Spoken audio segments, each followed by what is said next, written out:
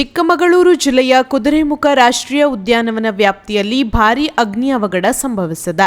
ಬಿಸಿಲಿನ ತೀವ್ರತೆಗೆ ಹೊತ್ತಿ ಉರಿಯುತ್ತಿರುವ ಅಪರೂಪದ ಶೋಲಾ ಹುಲ್ಲುಗಾವಲು ಇದೀಗ ನಾಶದ ಅಂಚಿನಲ್ಲಿದೆ. ಶೃಂಗೇರಿ ತಾಲೂಕಿನ ಕೆರೆಕಟ್ಟೆ ವಲಯದ ಮಾಣಿಕ್ಯ ಬೆಟ್ಟ, ವಾಲಿಕುಂಜರಗಿ ಸಾಲು ಸೇರಿದಂತೆ 25ಕ್ಕೂ ಹೆಚ್ಚು ಕಡೆಗಳಲ್ಲಿ ಬೆಂಕಿ ಕಾಣಿಸಿಕೊಂಡಿದ್ದು, ಕಿಡಿಗೇಡಿಗಳು ಉದ್ದೇಶಪೂರ್ವಕವಾಗಿ ಬೆಂಕಿ ಹಚ್ಚಿರುವ ಶಂಕೆ ವ್ಯಕ್ತವಾಗಿದೆ.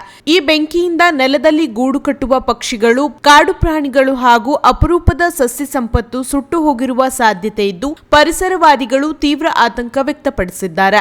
ಸ್ಥಳೀಯರು ಅರಣ್ಯ ಇಲಾಖೆಯ ವಿರುದ್ಧ ಗಂಭೀರ ಆರೋಪಗಳನ್ನು ಮಾಡಿದ್ದು, ಅರಣ್ಯ ವೀಕ್ಷಕರನ್ನು ನೇಮಕ ಮಾಡದೇ ಇರುವುದು, ಬೆಂಕಿ ನಿಯಂತ್ರಣ ರೇಖೆ ಹಾಗೂ ವೀಕ್ಷಣಾ ಗೋಪುರಗಳನ್ನು ನಿರ್ಮಿಸದೇ ಇರುವುದು ಈ ಅನಾಹುತಕ್ಕೆ ಕಾರಣ ಎಂದು ಆಕ್ರೋಶ ವ್ಯಕ್ತಪಡಿಸಿದ್ದಾರೆ.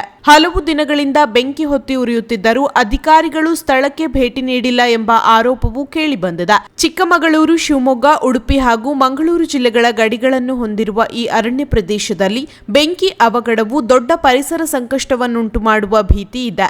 ಅರಣ್ಯ ಸಚಿವರು ತಕ್ಷಣ ಕ್ರಮ ಕೈಗೊಳ್ಳಬೇಕೆಂದು ಪರಿಸರವಾದಿಗಳು ಒತ್ತಾಯಿಸಿದ್ದಾರೆ.